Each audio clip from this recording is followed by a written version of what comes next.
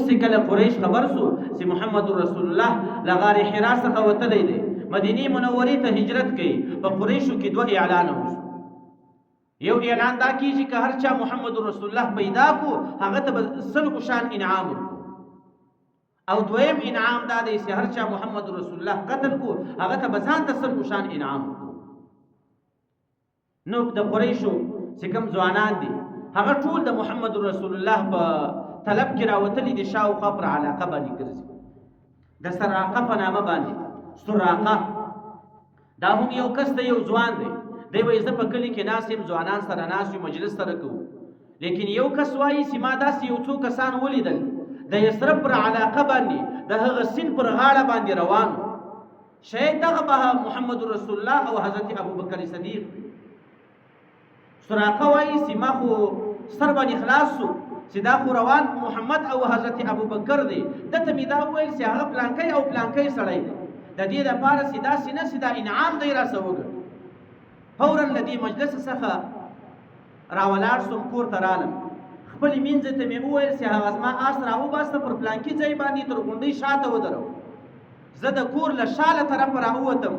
داسې نه چې څوک مې وویني بیرته ورغلم هغه خپل آس ته مې ځان ورسوی پر آس باندې سپور سوم هغه ځوان چې کومه علاقه شولې وه چې د پلانکي سیند پر غاړه باندې د یثرب په علاقه کې داسې ځوانان روان دي ما ته خو معلومه شوه چې دا محمد رسول الله دی نو په آس باندې ډېر په تیز رفتار باندې هغه ځای ته مې ځان ورسوی چې کله هلته ورنږدې شوم د حضرت ابوبکر صدیق رضی الله عنه سترګې باندې راولګېدې حضرت ابوبکر صدیق رضی الله عنه و محمد رسول الله صلی الله علیه وسلم ته وایي چې موږ خو ګرفتار شو هغه د یو ځوان را روان دی لاره یې راته ونیول محمد رسول الله وایي لا تحزن ای ابوبکر مه بیریږه ان الله معنا الله تعالی له موږ سره ملګری دی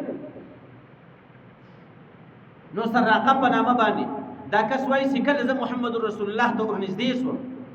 د دې د ګرفتارۍ کوشش کوم محمد رسول الله به دعا راته وکړه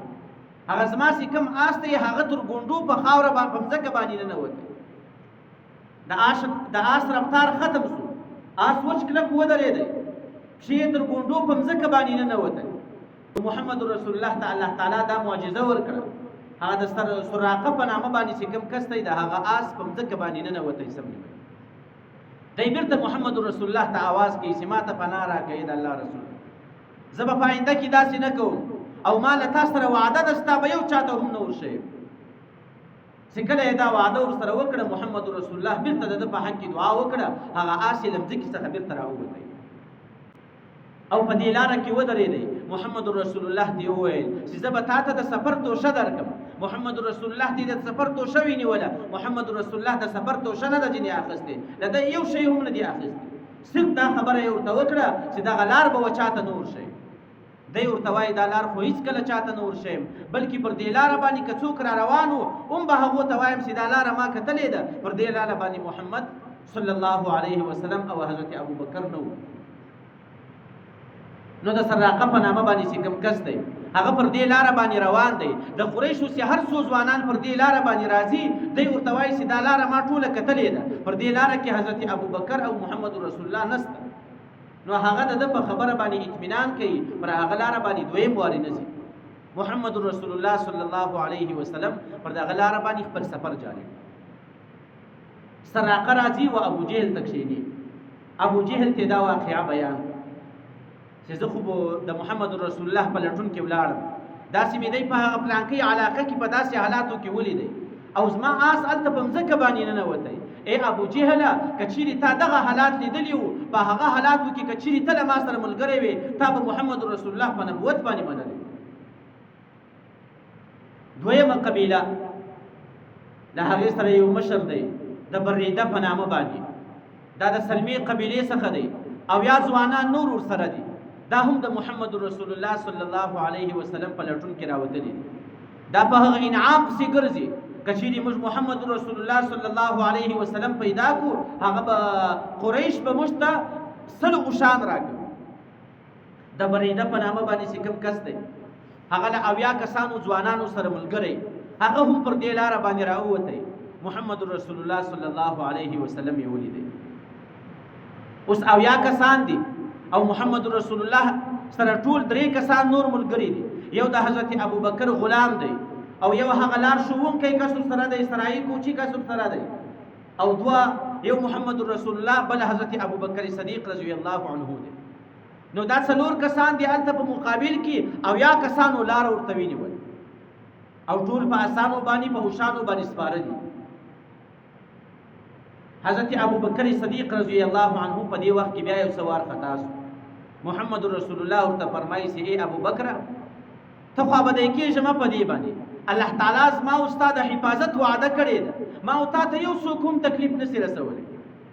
چې کله هغه بریده په نامه چې کوم کس دی د قبیلې مشر، هغسې محمد رسول الله ته رانږدې شو. محمد رسول الله ورته فرمایي چې ته څوک یې او ستا نوم چیست دی؟ دی ورته وایي زه بریده یم. محمد رسول الله د حضرت ابوبکر صدیق رضی الله عنه و طرف ته مخ ور واړوه د نیک پالۍ په خاطر باندې. بریده چیشته ویل کېږي؟ بریده په عربي کې ویخته ویل کېږي، برید. محمد رسول الله ورته فرمایي چې ای ابوبکر زما او ستا دپاره لاره وساسوله، زما او ستا لاره یخه سوله، او الله تعالی زما او ستا د صلح اراده کړې ده چې ما او تا به خپل مقصد ته رسوي. دا یې د ده د نامه نیکپالي وکړل. په نامه کې هم دومره اثر پروت دی. زموږ ستاسو نومان څنګه دي؟ که باران شروع پیدا سو د هغه نوم باراني، که په برات کې پیدا سو نوم یې براتي، که په شعبان کې پیدا سو نوم یې شعباني. مختلف نومان دي، بس څوک له لمر سره برابر وي، څوک له اسمان سره برابر وي. ګوره د بریده نامه ته ګورئ، په هغه نامه کې څومره اثر پروت دی. برید و یخ ته ویل کېږي. محمد رسول الله ابوبکر ته وایي چې زما او ستا لاره یخه سوله، لاره مې صفا سوه. دویم وارې له بریده څخه پوښتنه کوي، وایي د کومې قبیلې؟ هغه وایي د اسلم د قبیلې. محمد رسول الله وایي ما او تا ته الله تعالی سلامتیا راکړې ده په دې لار کې. ګوره د هغه نامه مطابق الفاظ، د هغه نامه مطابق معنا محمد رسول الله وکوي. دته دا بریده په نامه چې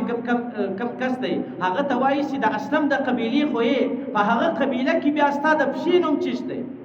هغه د سحر په نامه ورته وایي. سحر یو حصې ته ویل کېږي.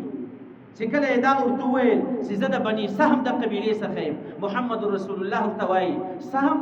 ما ول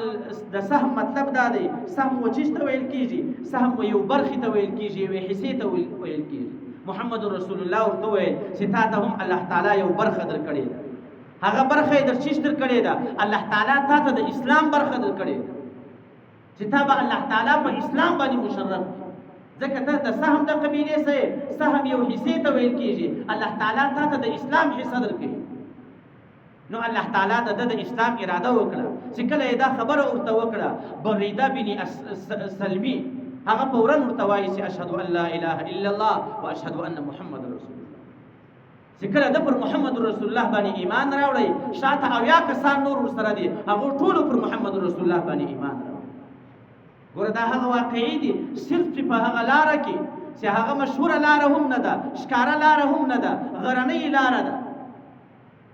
په هغه لاره کې محمد رسول الله روان دی. الله تعالی چې د یو چا د اسلام اراده وکړي او یا کسان یې په یو وارې په اسلام باندې مشرف. نو د محمد رسول الله سره اول وارې 4 کسان دي. دا هغه کسان دي چې د محمد رسول الله د قتل لپاره راغلي. نو الله تعالی دغه 80 کسان هم مشرف په اسلام باندې کو، ټول محمد رسول الله په نبوت باندې کو. اوس په قافله کې 4 کسان 4 کسان مدینه منورې ته روان. دا بریده محمد رسول الله ته فرمایي چې اوس موږ مدینه منورې ته داخليږو، کاش کې له موږ سره یو بیرغ وای، یو جنډۍ را سره وای، نو به هغه جنډۍ والا مخ ته روان، موږ به مدینه منورې ته داخل شو. محمد رسول الله د خپل سر لنګوټه رااخلي، سپینه لنګوټه ده، و بریده بن سلمي ته ورکړله. هغه پر خپل غشي باندې، پر خپل توره باندې هغه لنګوټه د محمد رسول الله پورته کړه، له هغه څخه یې جنډۍ جوړه کړه، مدینه منورې ته داخل شو. نو محمد رسول الله باندې په دې سفر کې هم ډیر حالات راغلي دي، ډیر سخت حالات راغلي دي. الله تعالی په دې سفر کې هم دته ډیرې غټې معجزې ورکړي.